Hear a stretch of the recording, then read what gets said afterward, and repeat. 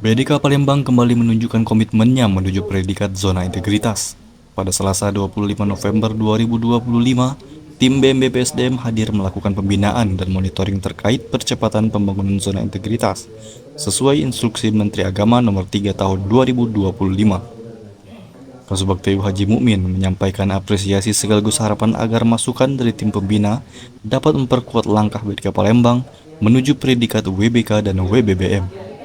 Waktu itu Mbak Ayun dan Mas Dimas, saya mohon untuk dapat memberikan bimbingan, arahan bagaimana kami bisa melangkah lebih jelas, lebih terarah terkait pembangunan zona integritas. Dan saya berani mengatakan tim ini tim yang luar biasa, ya luar biasa, walaupun libur, walaupun capek, tapi terus berproses untuk melakukan pemenuhan beberapa eviden-evidennya.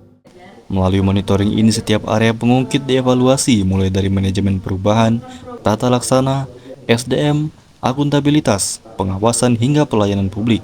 Tujuannya satu, memastikan BDK Palembang semakin transparan, akuntabel dan siap mewujudkan tata kelola yang bersih dan melayani.